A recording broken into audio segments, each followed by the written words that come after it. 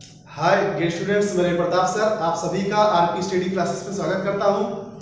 आइए स्टूडेंट्स, आज हम लोग क्लास 12 फिजिक्स में एक टॉपिक हुइट-स्टोन सेतु पढ़ेंगे।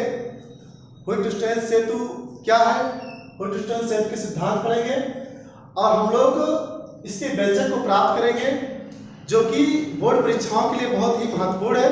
तो आइए हम लोग देखते हैं कि हुइट-स्टोन सेतु क्या है।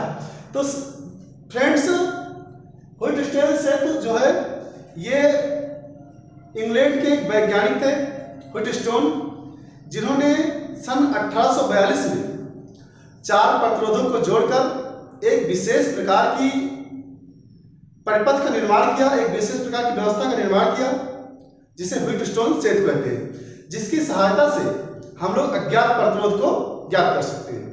तो स्टूडेंट्स, हमारा ये हुइट-स्टोन सेतु यहाँ पर दर्शाया गया है, चित्र हुइट-स्टोन सेतु का चित्र दर्शाया गया है। आपको क्या करना है, इस चित्र की सहायता से हम लोग ये सूत्र निकालेंगे हुइट-स्टोन सेतु का, P/Q बराबर R/S। तो आइए स्टूडेंट्स, हम लोग ये शुरू करते हैं। बहुत ही इंपॉर्टेंट टॉपिक है, आप लोग ध्यानपूर्वक देखिए। जैसे कि यहाँ पर लिखा हुआ है कि इंग्लैंड के वैज्ञानिक हुइट-स्टोन ने सन 1842 ईस्वी में 4 प्रतिरोधों को जोड़कर एक विशेष प्रकार की व्यवस्था का निर्माण किया जिसे हुइट-स्टोन सेतु कहते हैं। इसकी सहायता से अज्ञात प्रतिरोध को ज्ञात कर सकते हैं। अब इसका वर्णन क्या है, तो स्टूडेंट इसमें हुइट-स्टोन ने 4 प्रतिरोध PQRS को एक चतुर्भुज में क्या किया, जोड़ा। एक चतुर्भुज में जोड़ा और चतुर्भुज के एक विकर्ण AC में, एक विकर्ण AC में एक कुंजी और एक सेल को जोड़ा और चतुर्भुज के दूसरे विकर्ण में BD में एक धारामापी यानी गैल्वेनोमीटर को जोड़ा और चारों प्रतिरोध को इस प्रकार समायोजित किया कि ये चारों प्रतिरोध जो PQRS है, जो चतुर्भुज में जुड़े हुए हैं, उसको इस प्रकार समायोजित किया कि इस गैल्वेनोमीटर में कोई विक्षेप ना हो, यानी इसमें कोई धारा प्रवाहित ना हो। तो आइए देखते हैं वर्णन में क्या होता है। इसमें 4 प्रतिरोध PQRS को जोड़कर एक चतुर्भुज बनाते हैं। चतुर्भुज के एक विकर्ण AC में सेल तथा कुंजी को और दूसरे विकर्ण BD में धारामापी जोड़ देते हैं और चारों प्रतिरोध को PQRS को इस प्रकार समायोजित करते हैं कि मतलब धारामापी में कोई विक्षेप ना हो। तो ऐसी स्थिति में कहा जाता है कि सेतु संतुलन की अवस्था में है।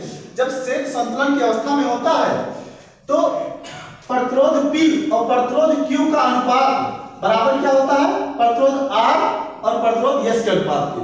मतलब कि PQ का अनुपात और RS का अनुपात क्या होता है, बराबर होता है। यह हमको सिद्ध करना है।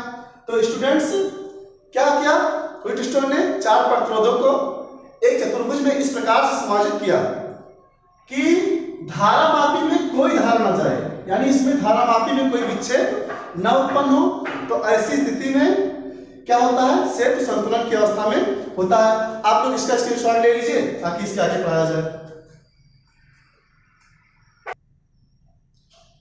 तो स्टूडेंट्स, ये जो सेल लगा हुआ है, हमारा सेल लगा हुआ है और इसमें ये एक परिपथ है, हुइट-स्टोन सेतु है। इसमें 4 प्रतिरोध लगे हुए हैं। भुजा AB में P लगा हुआ है और भुजा BC में Q लगा हुआ है और भुजा CD में S लगा हुआ है और भुजा AD में क्या लगा हुआ है, R लगा हुआ है। जब हम इस कुंजी को दबाते हैं, इस कुंजी को जब ऑन करते हैं, स्विच को ऑन करते हैं, तो इस सेल से धारा प्रवाहित होने लगती है। इस सेल से धारा I निकलती है और ये धारा इस संधि पर क्या होती है, 2 भागों में बढ़ जाती है। संधि के नियम से यहां तक धारा I आती है, लेकिन जब यहां पर धारा I आती है तो यहां पर धारा को जाने के लिए 2 रास्ते होते हैं। तो इसमें धारा हम लोग मान लेते हैं कि I1 जा रहा है इस प्रतिरोध में और इस प्रतिरोध में क्या जा रहा है, I2 जा रहा है। क्योंकि ये क्या है, ये हमारा जो सेतु है, जो हुइट-स्टोन सेतु है, ये संतुलन की अवस्था में है। तो इसमें हमारी धारामापी में कोई विक्षेप नहीं होगा, यानी जो BD भुजा है इसमें कोई धारा नहीं जाएगा। तो ये हमारा I1 धारा इस प्रतिरोध से होते हुए इस प्रतिरोध में आएगा और I2 धारा R में जाएगा और R में होते हुए S में जाएगा और इस संधि पे आने के बाद दोनों धाराएं क्या होंगी, मिल जाएगी, फिर धारा यहां से पुनः इसमें सेल में आ जाएगा। तो आइए स्टूडेंट्स अब हम लोग इसकी उत्पत्ति करते हैं व्हिटस्टोन क्षेत्र की। कैसे करेंगे, ये हम करेंगे किरचॉफ के द्वितीय नियम से।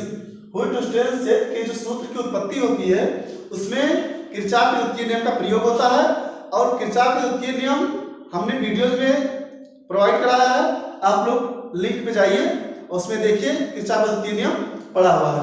ये किरचॉफ के द्वितीय नियम पर हमारा सूत्र व्यंजक प्राप्त होगा। तो इसमें क्या करते हैं हम लोग, किरचॉफ का नियम सदैव बंद पास के लिए काम करता है। तो यहाँ पर हम लोग क्या करेंगे, एक बंद पास लेंगे। बंद पास क्या लेंगे, ए बी डी ए, क्या लेंगे, बंद पास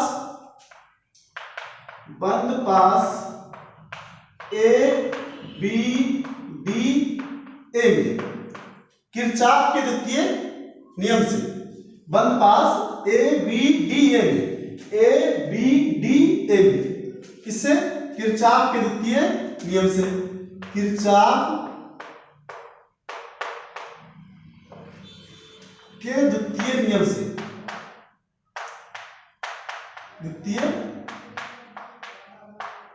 नियम से। किरचॉफ का द्वितीय नियम क्या होता है, किसी बंद पास में बहने वाली धारा और उसके साथ जो प्रतिरोध जुड़ा हुआ संगत प्रतिरोध का गुणनफल जितना भी है जो बंद पास है, उस परिपथ में, उस बंद पास में बहने वाली धारा और प्रतिरोध का गुणनफल का बीजगणितीय योग उसमें जो सेल लगा हुआ है, विद्युत वाहक बल लगा हुआ है, उसके बराबर होता है। तो अगर स्टूडेंट देखेंगे तो ये जो बंद पास है ए बी डी ए, इसमें हमारा कोई भी सेल नहीं लगा हुआ है। तो क्या करेंगे कि संगत प्रतिरोध क्या है, P है, और इसमें धारा क्या है, I है। तो किरचॉफ द्वितीय नियम क्या कहता है कि संगत प्रतिरोध और धारा गुणनफल, तो धारा क्या है I1 और प्रतिरोध क्या है P। और फिर जब इधर से आ रहे हैं ये, तो इसमें धारा 0 जाएगी, तो इसको हम काउंट नहीं करेंगे। जब इधर आएंगे तो हम लोग, धारा हमारी I2 दिशा इधर है और प्रतिरोध R लगा हुआ है, तो हम धारा के विपरीत जाएंगे, तो क्या करेंगे, माइनस में लेंगे, तो लिखेंगे माइनस I2 और क्या लेंगे R और बराबर टोटल विद्युत वाहक बल। अब इस बंद पास में कोई भी सेल या बैटरी नहीं लगा हुआ है, तो क्या करेंगे, लिख देंगे 0। अब लिखा I1 P minus I2 R बराबर 0। ये जब माइनस I2 R को पक्षांतर करेंगे, जब उधर ले जाएंगे, तो क्या हो जाएगा I1 P बराबर I2 R। इसको क्या करेंगे, समीकरण 1 रखेंगे। ठीक, अब क्या करेंगे, अब हम पुनः द्वितीय बंद पास, दूसरा बंद पास लेंगे, क्या, B C D B में, दूसरा बंद पास B C D B में, बंद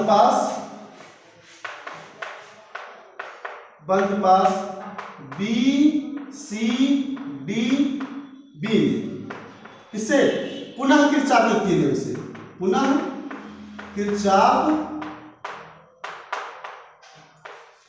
के द्वितीय नियम से,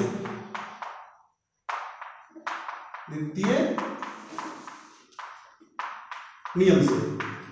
अब इसमें क्या करेंगे स्टूडेंट्स, देखिए जब हम लोग किरचॉफ के द्वितीय नियम में जब धारा जिस दिशा में होती है उस दिशा में जाते हैं तो उसको प्लस में लेते हैं, और जब धारा के विपरीत दिशा में जाते हैं तो उसको माइनस में लेते हैं। तो यहाँ पर देखिए ये बंद पास, हम लोग धारा इधर से आ रहे हैं तो इस प्रकार से चलेंगे, यहाँ पर इस प्रकार से ये, तो क्या हो जाएगा, हमने बताया किरचॉफ का द्वितीय नियम क्या होता है कि बहने वाली धारा और संगत प्रतिरोध के गुणनफल का बीजगणितीय योग, यानी इस परिपथ में दो प्रतिरोध लगा हुआ है, दोनों का धारा और प्रतिरोध का गुणनफल करेंगे और उसको जोड़ेंगे और किसके बराबर, विद्युत वाहक बल के बराबर। यानी तो क्या हो जाएगा, संगत प्रतिरोध Q और धारा I1, तो क्या लिखेंगे I1 Q। अब जब यहां से जब इसमें इधर आएंगे तो इधर धारा हमारी दिशा इधर है और हम लोग आ रहे हैं इधर की तरफ, तो क्या हो जाएगा, ये माइनस में हो जाएगा, I2S आएगा, माइनस I2S। अब इस बंद पाथ में भी देखा जाए तो कोई भी सेल या बैटरी नहीं लगा हुआ है। ये जो हमारा सेल बैटरी लगा हुआ है इस बंद पाथ से बाहर लगा हुआ है और धारा मापी में कोई धारा ही नहीं जा रहा है, तो उसको हम लोग शून्य मानते हैं यानी छोड़ देते हैं। तो क्या हो जाएगा, बराबर क्या हो जाएगा, विद्युत बाहर क्या हो जाएगा, 0। तो हो जाएगा I1 Q बराबर I2S। ये माइनस था, माइनस I2S था, उधर पक्षांतर किया तो प्लस I2 ये सो गया। इसको मान लेंगे समीकरण 2। अब क्या करेंगे स्टूडेंट्स, हम लोग समीकरण 1 को समीकरण 2 से भाग करेंगे ताकि हमें सटीक व्यंजक प्राप्त हो। तो क्या करते हैं कि समीकरण 1 को समीकरण 2 से भाग करने पर तो क्या हो जाएगा, समीकरण 1 का देखिए, समीकरण 1 ये है और समीकरण 2 ये है, तो इसको भाग करेंगे तो I1 P इसका बायां पक्ष और इसका दायां पक्ष, इसका बायां पक्ष इसके साथ भाग करेंगे यानी कि I1 P बटे क्या हो जाएगा I1 Q हो जाएगा और बराबर क्या हो जाएगा I2 R बटे क्या हो जाएगा I2 S हो जाएगा। अब देखा जाए तो I1 ऊपर I1 नीचे कैंसिल हो जाएगा और I2 ऊपर I2 नीचे ये क्या हो जाएगा, कैंसिल हो जाएगा, ये दोनों ऊपर नीचे। तो क्या बचेगा P बटे Q बराबर R बटे S। यही क्या है, व्हिटस्टोन सेतु का व्यंजक है। तो स्टूडेंट्स हम लोगों ने क्या किया कि व्हिटस्टोन सेतु का व्यंजक प्राप्त किया। क्या आया, P बटे Q बराबर R बटे S, यानी कि व्हिटस्टोन सेतु में मतलब P बटे Q का अनुपात बराबर क्या होता है, R बटे S। ये क्या है, व्हिटस्टोन सेतु के लिए व्यंजक है। स्टूडेंट्स ये आपके इंटर फिजिक्स में बहुत ही इंपॉर्टेंट है, ये आपके बोर्ड परीक्षाओं में 5 नंबर में पूछा आता है और मुझे उम्मीद है कि आप लोग को वीडियो बेहतरीन पसंद आएगा। आप लोग वीडियो को ज़्यादा से ज़्यादा लाइक करें, शेयर करें और कमेंट करें। धन्यवाद।